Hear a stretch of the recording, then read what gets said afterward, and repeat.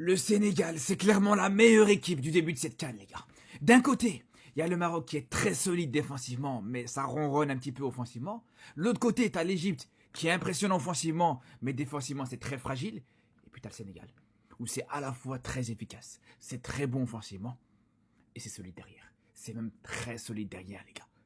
Malgré le fait qu'il joue avec une défense très haute, il joue très haut sur le terrain, mais ça n'empêche pas que voilà, derrière, ça reste très très solide. Après, c'est le Botswana en face. J'ai envie de vous dire, les gars, c'est normal.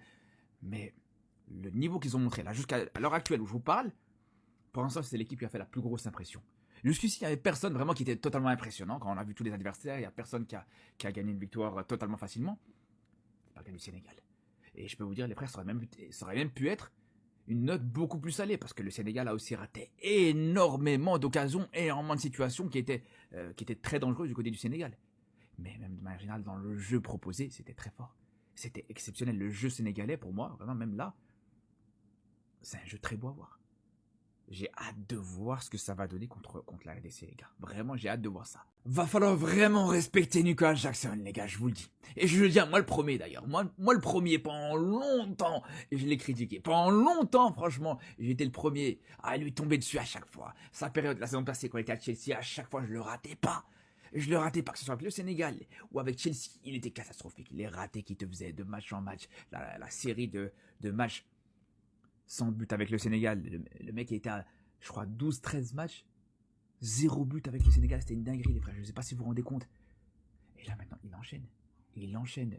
Quasiment chaque match, il est bon. Il fait une bonne entrée contre le Brésil. Il est décisif. Il marque contre le Kenya sur le dernier match. Là, il commence cette compétition avec un doublé. C'est le seul joueur pour l'instant à avoir mis un doublé. Et là, pour moi, quand tu commences une CAN avec un doublé, en sachant qu'en moyenne, à la CAN, un meilleur buteur, il finit avec 5 buts, c'est pas impossible de voir Nicolas Jackson finir meilleur buteur de cette CAN. C'est pas impossible du tout, les gars. Retenez bien ce que je vous dis, les frères. Peut-être qu'on a vu le Barça Prime jouer aujourd'hui, les gars. Le Sénégal qui gagne 3-0 face au Botswana. Alors oui, c'est le Botswana, etc. Mais j'ai rarement vu une équipe qui m'a fait aussi forte impression sur la CAN, les frérots. Franchement, le football qui a été proposé aujourd'hui par le Sénégal, j'ai kiffé, j'ai pris plaisir. Et très honnêtement, c'est pas pour être méchant, mais je prends rarement vraiment du plaisir sur un match de CAN, même sur les dernières années et tout. Mais là, le Sénégal, waouh, c'est du sérieux. Et encore, il gagne 3-0, mais si à la fin il y a 7 ou 8-0, c'est la même chose, les frérots. Et très honnêtement, j'ai vu une partie du match du Congo. Il va y avoir Sénégal-Congo très bientôt. Les Congolais, faites bellec. Bon, après aussi, quand tu vois l'équipe, les gars, c'est du très sérieux. Hein. Edouard Mendy, gardien d'expérience, la charnière. Koulibaly, Niakate, qui est potentiellement le meilleur défenseur de Ligue 1 sur ce début de saison, c'est incroyable. Même les latéraux, ils sont bons. Pape Gueye, Gana Gueye, c'est du solide, c'est impossible de les passer. Et sur les 4 de devant, pareil, c'est trop fort, les gars. Sadio Mané, même si c'est plus le Sadio Mané Prime d'il y a 3-4 ans, ça reste Sadio Mané, c'est un super joueur de football. Ismail Assar, qui est trop bon avec Crystal Palace actuellement. Iliman Ndiaye, est-ce que j'ai besoin de parler, il roule sur l'eau avec Everton, malgré que Everton soit pas ouf. Et après, tu as Nicolas Jackson qui, en sélection, c'est Luis Suarez Prime, les gars. Parce que Nicolas Jackson en club, ça a toujours été compliqué sur les dernières années. Mais en sélection, il est vraiment, vraiment bon, les gars. Il enchaîne de ouf et la perf qu'il a fait aujourd'hui, digne d'un gros numéro 9.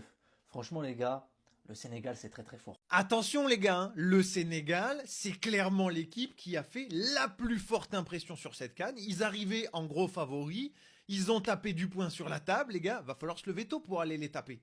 Va falloir se lever très tôt, parce que sur ce premier match, effectivement, encore une fois, il y en a d'autres, des favoris qu'on joue, on pense notamment au Maroc et autres.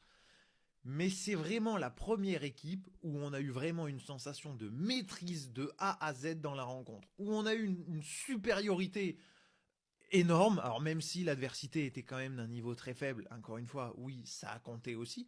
Mais quand on voit le potentiel offensif, quand on voit aussi les discours, quand on voit un gay qui sort, qui dit « Ouais, on était tellement supérieur que c'est bien de gagner 3-0, de pas prendre de but, mais on aurait dû les abattre, on aurait dû en mettre 5 ou 6. » Et dans la mentalité, dans tout, dans le potentiel de cette équipe, dans le nombre d'occasions loupées aussi, parce que Jackson il met un doublé, mais il peut en mettre au moins un de plus facilement, quand on pense aux occasions loupées par Mané, etc. Bon, il y a largement de quoi faire, et encore une fois, on le savait, mais ils ont confirmé que clairement, il n'y avait pas d'histoire de pression avec le Sénégal. Attention, va falloir se lever tôt pour aller les taper, parce qu'ils sont très, très, très costauds sur cette CAN. Même si, encore une fois, l'adversité est à relativiser sur ce premier match, parce que c'était quand même vraiment, vraiment très léger le Botswana. 17 ans, première apparition en CAN. Déjà, cette phrase, elle est dingue.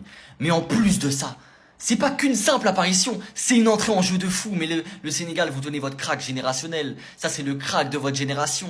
Mais je suis désolé, il fait tout rapidement. Il est dans la vitesse.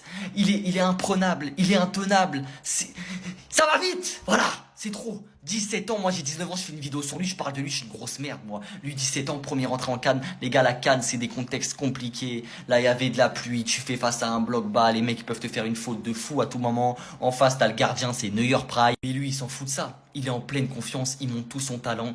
Il a pas peur d'y aller, il a pas peur de tenter des dribbles à 3-4 joueurs. Il a pas peur d'aller vers l'avant. Et ça je vous l'avais dit parce que les gars, il sort de son meilleur match avec le Paris Saint-Germain cette saison. Voilà, il était souvent en manque de confiance au Paris Saint-Germain depuis ce début de saison. Mais là, le match contre Metz, juste avant de s'envoler pour la CAN, c'était son meilleur match. Et je savais qu'il allait être en pleine confiance pour la CAN. Et là, l'entrée qu'il fait va le mettre encore plus en confiance.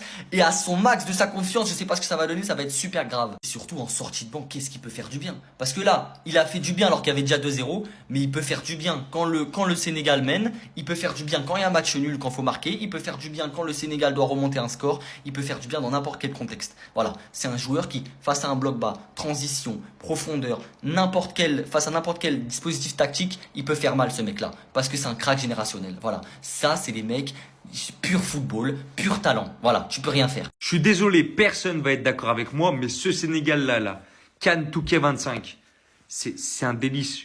Personne ne sera d'accord, mais c'est top 10 équipes du monde.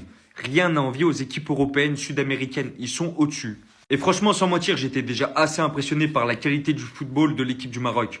Mais le Sénégal, c'est encore au-dessus, les gars. Faut se l'avouer, c'est au-dessus.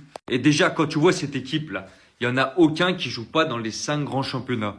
C'est une équipe de poulets. Elle donne envie à tout le monde. N'importe qui voudrait avoir cette sélection. Ah si, en fait, excusez-moi, il y a Koulibaly, il joue pas dans les 5 grands championnats. Mais Dieu sait comment il était fort à Naples, ce mec. Et je sais pas si cette équipe a été guidée par le talent de Sadio Mané, par sa carrière de fou. On va pas la refaire, mais Liverpool, enfin bref, il a marqué l'histoire du football africain. Et je crois qu'il a guidé tout le monde. Il a guidé tout le monde vers cette future CAN.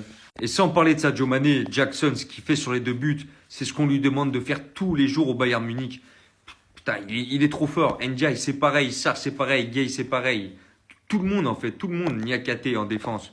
C'est trop fort.